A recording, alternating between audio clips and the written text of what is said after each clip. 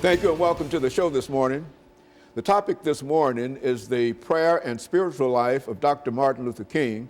And we're fortunate to have with us to talk about the prayer and spiritual life of Dr. Martin Luther King, Dr. Lewis Baldwin, one of the most prominent individuals dealing with the life and times of Dr. Martin Luther King. And of course, Dr. Baldwin, you know, as well as our audience, that you've been with us, just many times. Goes way back. Always back enjoyed. down that very 80s.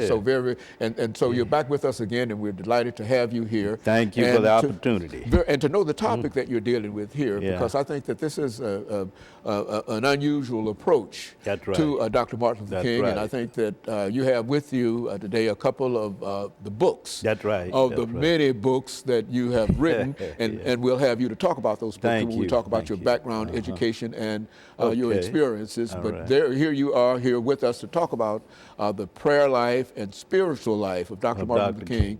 But let's talk about the scholastic or the book life of Dr.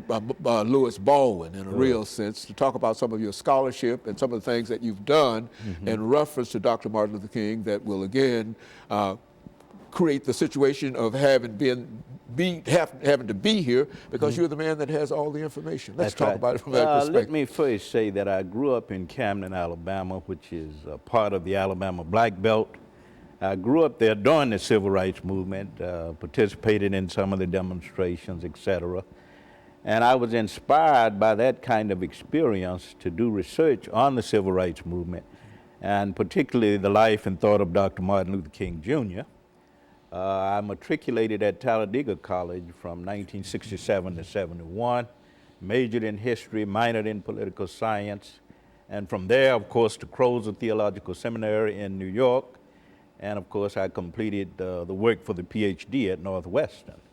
And while at Northwestern University, I studied the life of Dr. King very intensely and became very interested in writing books about his life. I published, actually, my first 2 articles on Dr. King in 1984. So this, I think, is 30 years of research and writing about the life of Dr. King. So I guess that's what I can say. I was inspired very much by his leadership, by the King-led civil rights campaigns throughout the South, and also by Dr. King's thirst and interest in the intellectual life. You know, today the topic is the spiritual life, prayer life, and spiritual life of Dr. King. Let's talk about it from that perspective. Exactly what was and how would you define what you consider to be Dr. King's prayer life and his spiritual life? Yes, I think first of all we begin with his sense of the meaning of prayer. Dr. King understood prayer as conversation with God, communication with God, to use the language of the folk tradition, ringing up heaven. So that, and he had a very energetic prayer life. Dr. King prayed daily. He prayed in jail cells, as you recall. He prayed in church, in the streets, during street demonstrations. So he had a very energetic prayer life. And he believed that prayer is a part of the spiritual journey that each person must take each day of our lives. We wake up in the morning, we have a sense of some power that is higher than we are. And we try to connect in some way with that power. So this prayer life for him was a vital part of the spiritual life, or that larger phenomenon that we call spirituality. And so when you look at Dr. King's prayer life, what are some of the things that you think that our audience ought to know about that prayer life? I think people need to understand that he took prayer very seriously. He believed deeply in the possibilities of prayer, the potentialities of prayer. He also had this biblical sense that God answers prayer. So he was very much in the Christian tradition in that regard, and very much in the black prayer tradition as well. So I think we need to look to him as a model for how to take prayer seriously, how to make prayer a part of our daily lives, our daily experiences, because prayer should be connected to everything we do. Spirituality is that large. Prayer is a part of spirituality, Dr. King said. He also said that nonviolence is a part of these spiritual disciplines that he associated with prayer as well. So I think we need to take seriously the need for daily prayer, to make our spiritual pilgrimage one that occurs daily. I think that is important. Very good. Of course, Dr. Baldwin, let's take this first commercial break and then we'll pick up with this information. And we'll be back with our audience following this very, very short commercial break.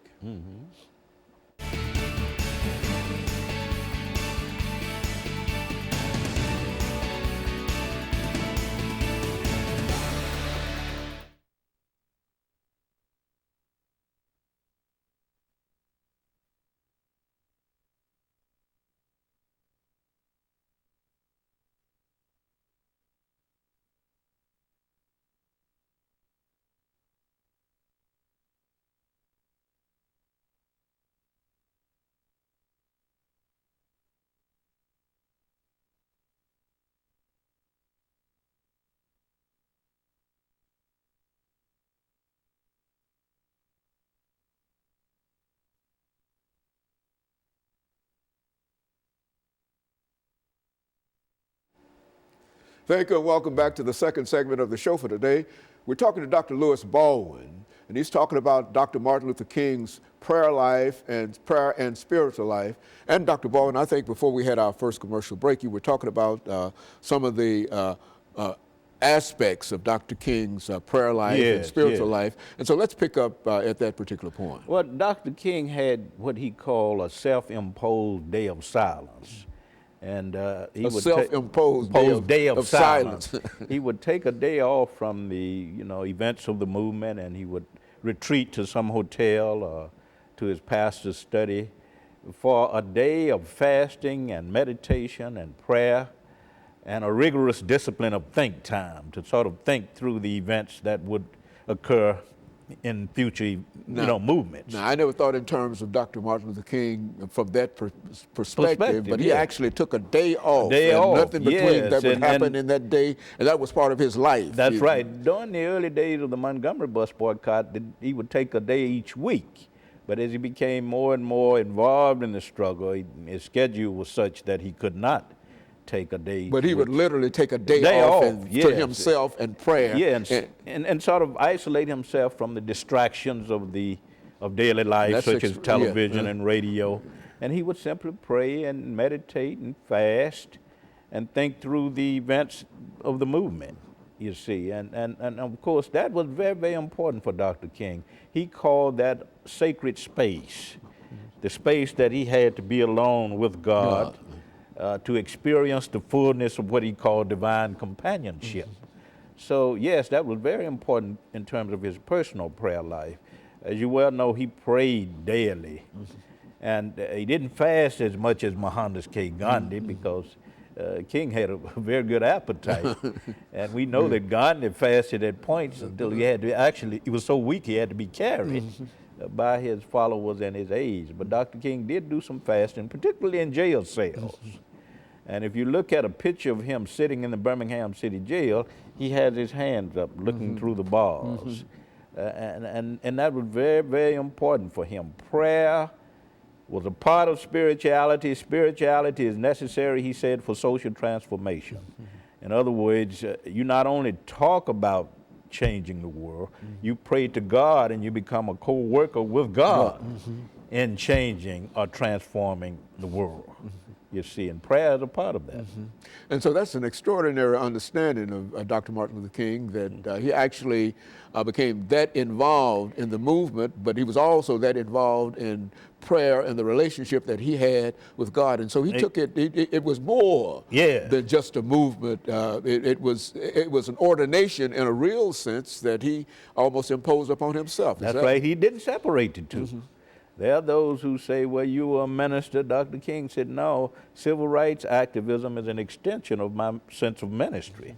So I have to pray, and prayer is essential because if we want things to change, we have to fight in the streets, yes, but we also have to pray that God will become co-workers with us in transforming this situation into one of justice and brotherhood and human rights, etc.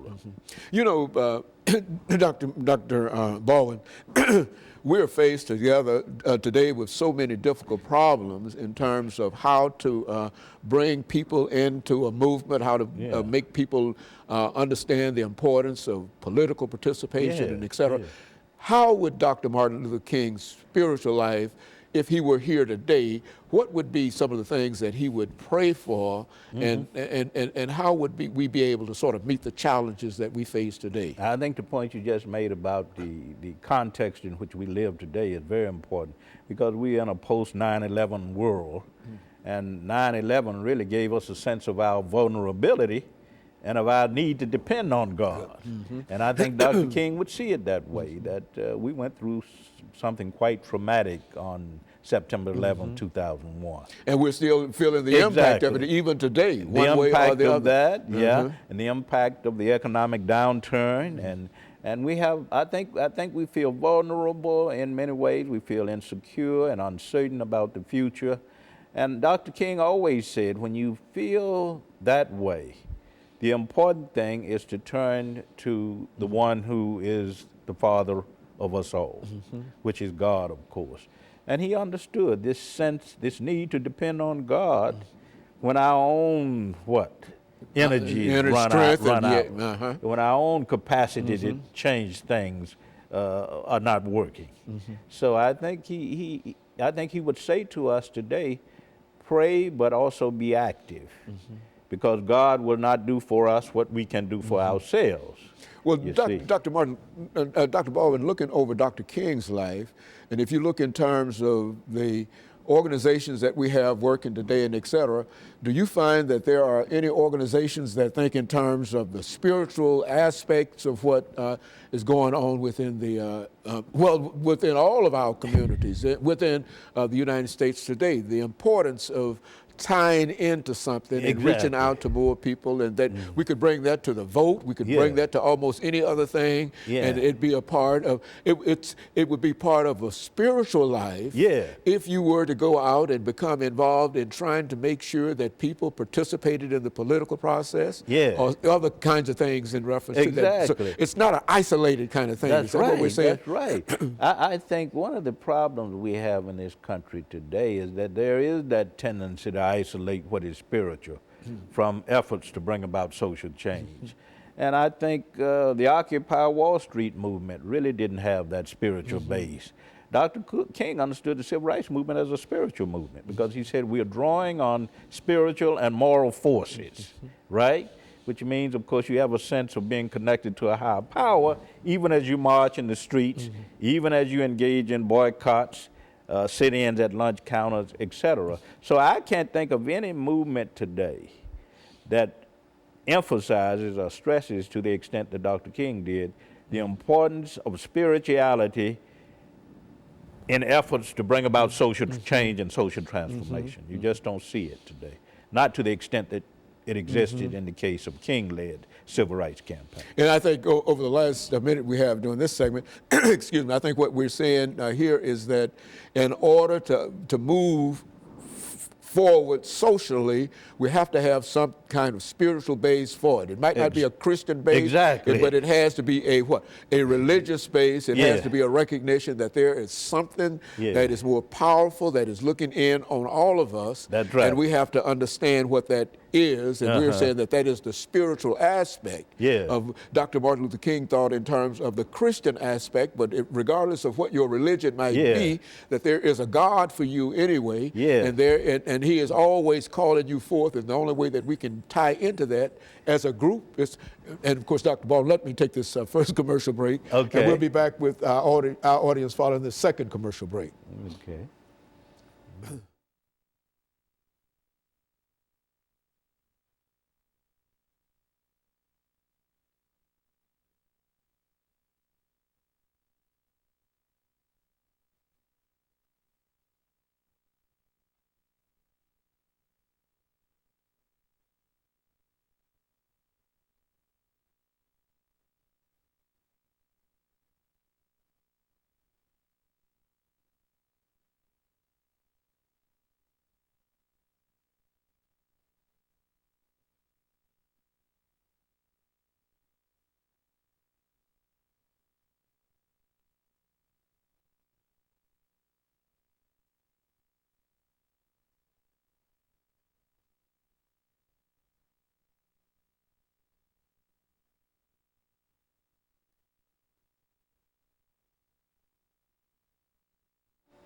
Thank you and welcome back to the final segment of the show for today.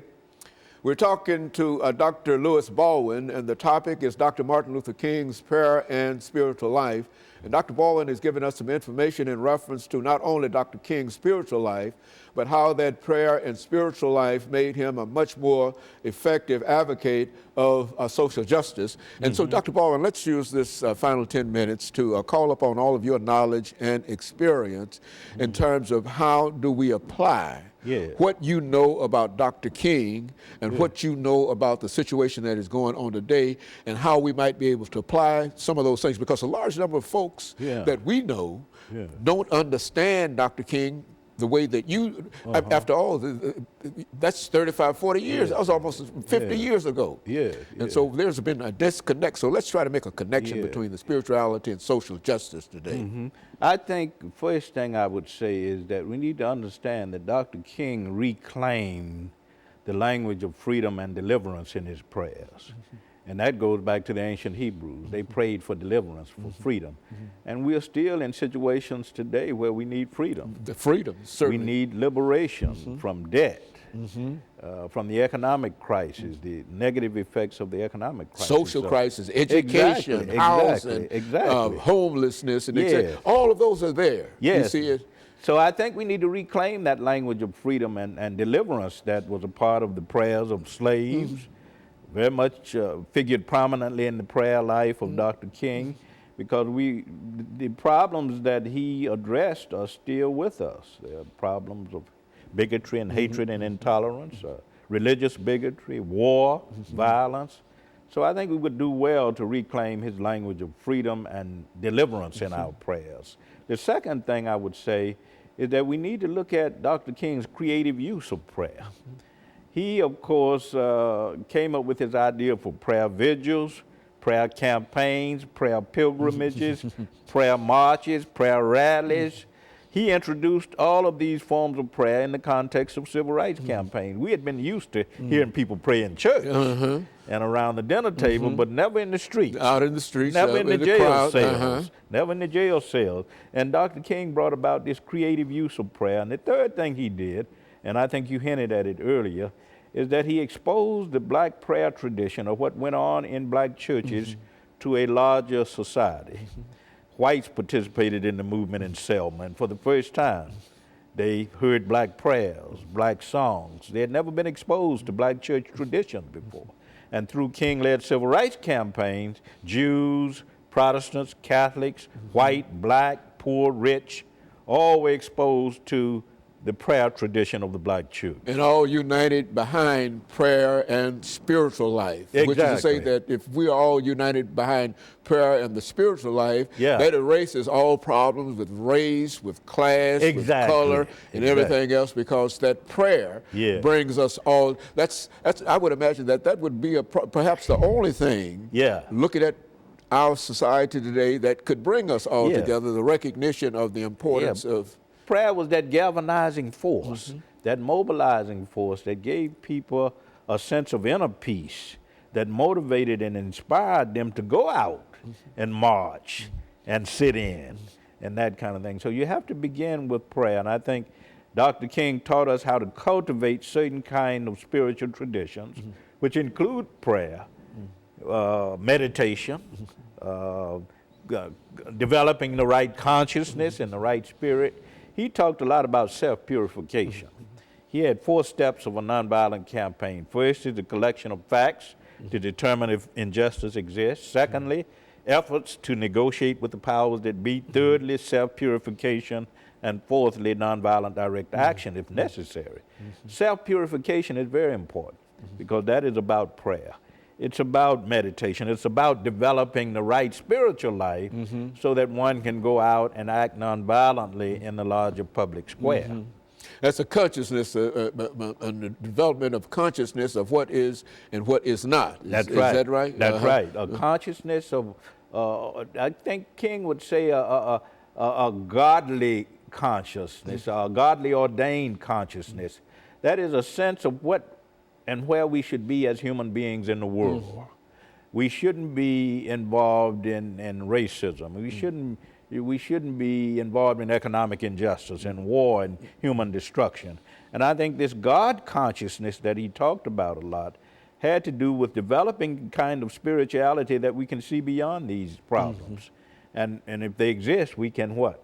Feel the need and the determination to eliminate those problems. Dr. Baldwin, we've got about 3 or 4 minutes. Let's give you an opportunity. I think you have with you today 2 books. That's right. Let's have you talk about each of those books over the last few minutes that we have here. Okay. And I think they've already put them on the screen here. And so let's talk about these. The book on the right there, to your I think right, they've got it on the screen here. for the television audience. Yeah, the book on the right, of course, is my book on the prayer life of Dr. King. I actually trace developments in King's spiritual life, prayer life more specifically, from his seminary days up to the time of his death.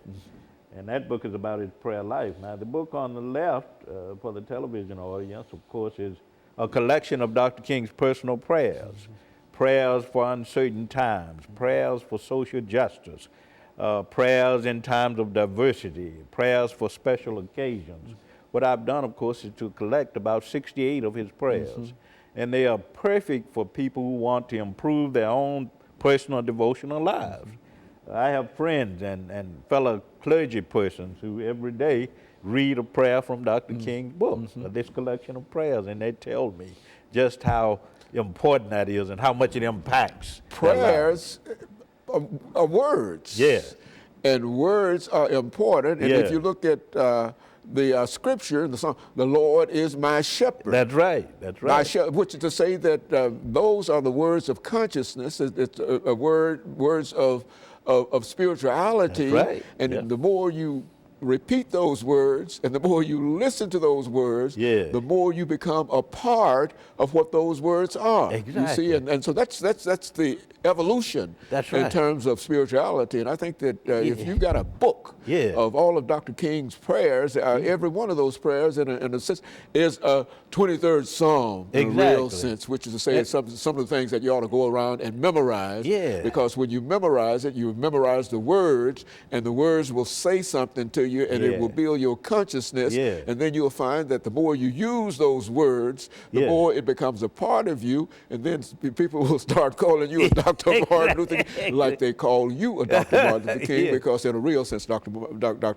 Baldwin, as we get ready to end the show for today, in a real sense, you do represent more than any person that I know, the scholarship of Dr. Martin Luther King, because not only did you participate in the movement with him, but you also, in a real sense, followed his educational and his scholarly trajectory, right up to where you are now. You know, you went to the same school that he went to, you followed him here and there, and et cetera, and you started working with him 30 years ago, and so the very fact that you've been so touched by the words that you do through your research simply rubs off on you, and it gives you an opportunity to shine in a real sense like Dr. Martin Luther King. And that's what I think of. I appreciate it very much. But that's what I think of when I see you, because out of all of the people I know, I think that you've done more in terms of bringing the scholarly tradition of Dr. Martin Luther King and the civil rights movement, because we've talked about so many different things in reference to it, and it's been such a privilege. Thank you. For me to be able to call upon you almost at any time and to have you to come back and talk about whatever. I recall that we first started back in 1986 talking about James Earl Ray. Almost 30 years. And each time you come to us, you bring us a new book and new information, and you are such a great scholar. And Dr. Martin, well, let me thank you and let you know how much we appreciate the contribution that you've made to this particular show and to everything that we've done in reference to Dr. King and the civil rights movement, and we certainly appreciate that, and we want you to know that. You see, and we're going to be calling upon you because we've dealt with you on so many different occasions, and you've added so much to this particular show. And so let me encourage our audience to tune in again next week for another informative edition of Comments. Thank you and good morning.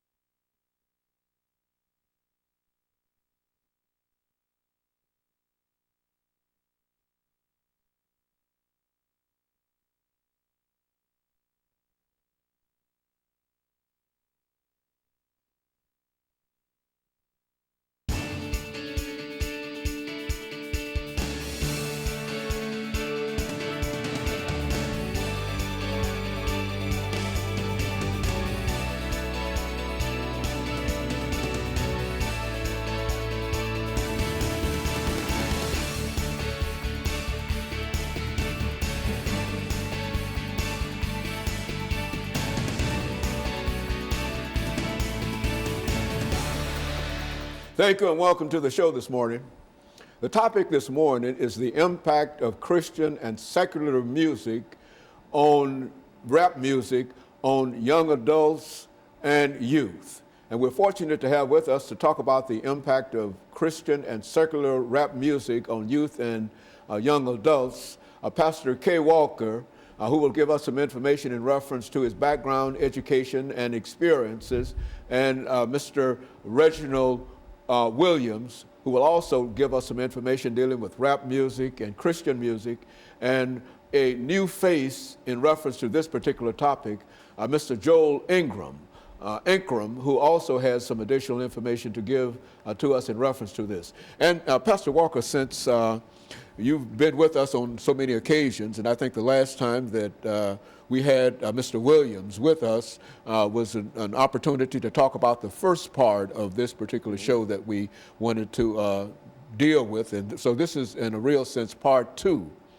of the impact of Christian and secular music on youth and young adults. And so let's have you to, again, introduce not only Mr. Williams, but also Mr. Ingram, and then we'll get into our topic for the day. Well, first of all, Dr. Haney, say thank you for allowing us to come back again and to revisit this subject matter, because it's very important. I think it's very significant that people understand the importance and the impact of Christian rap and secular rap is having on youth and young adults in our society today.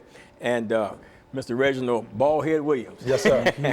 He was with us here on last time. I actually met Mr. Williams some years ago when he was actually incarcerated out there in River Bend Prison. And I had to say that because just to diminish that signal that people have been receiving from the prison, that people get in prison system, they so-called find a relationship with the Lord, and then when they get out, they leave the Lord in there, and then they come out and do all the other stuff. But that is so not true in this situation, because he's coming out, he's in ministry, he's preaching the word of God, and he's into the Christian rap field, and they're doing some marvelous, wonderful things in terms of impacting and changing and affecting the lives of youth. So it's so great to be sitting here with him to talk about this very delicate matter that I see. And then Mr. Joel Ingram, I met him just from being out there in the field and ministering and witnessing to his ministry in terms of the Christian rap music and the anointing that he brings to the table in terms of being able to reach to youth and stuff like that. And I'll be the first today to tell you, Dr. Haney, that I don't hear all the lyrics. But my ear is not completely trained to it. But because of these guys, man, I know that there are some people that do hear it. Hear the lyrics. Because and I know God is using that for that purpose. Let's have you, Mr. Williams, to make some statements in reference to how you became involved in what we're doing here today, and dealing with Christian and rap music and trying to reach young adults and youth. Well, it wasn't until I hit prison that I realized that the music had a real influence on our behavior. And, there's colleges all around the nation that are studying the effects of music on the mind of young people. And as a matter of fact, they are building prisons on that very note, that they're on the grade scores and test scores and the lyrics and all of this stuff, that's the images and all of this stuff that's being portrayed to this youth, to get them involved with crime and all type of other things early, so they can send them away. And of course, Joel, let's talk about your situation, how you became involved in what you're doing here, and give us a little background information in reference to yourself. Well, I got started like everybody else got started. The environment that I grew up in the hip hop culture. I was born in 1985, Birmingham, Alabama, to a single parent mother. I had a father who's a crack addict. Then just like every other kid that's going through what we're going through and dealing with the hip hop culture and growing up in that lifestyle, the number one thing that we turn to is music. But whether people know it or not, music is the number one most powerful influence in his life. There's nothing more powerful than music, and we know the story about how music and how it was created. Most of us do. But I got involved in this because of my pastor, Pastor Curtis Burden, at the Turning Point in Madison, Tennessee. I did a talent show. I used to deal and dab in music years ago when I sold drugs. And after my conversion, after my change, I didn't really want to be involved in that. I didn't want to be one of those people who you said, hey, well, just because I was doing it in the world doesn't mean that I'm supposed to be doing it now that I've changed. Because I just wanted to work a job. I just wanted to be a man, take care of my family, and that's all I wanted to do. And I got heavily involved in the ministry at my church. We got involved in the nursery. I got involved in the van ministry, picking up local youth from, from subsidized low-income housing, those things. And my church runs a van. And the kids on the bus, they just said out of the blue one day, Brother Joe, we heard you used to do rap, and why don't you do something for us? We had a talent show coming up at our church, and I'm saying, nah, I'm not going to do this. So long story short, I got involved in it, and I said, what greater tool would there be, to give them some Christian music as opposed to what they're dealing with when they go home. So I did it, they loved it, and right after that, my pastor pulled me to the side, and he said, Joel, I really think there's something that you should pursue. And I fought it for a while, but after about a year, the Lord just kind of pushed me in that direction, and I'm here now. And so in a real sense, Pastor Walker, what we're saying here is that this music, while many people might not understand it, and in a real instance might even credit it with many negative kinds of things, we're saying that this music has a tremendous impact upon youth and young adults. Is that what we're saying? Well, both genres of music, the gospel rap and the Christian rap, has a negative and a positive impact upon it, in particular. Okay, well, I tell you what, let's take this first commercial break, and we'll be back with our audience following this very, very short commercial break.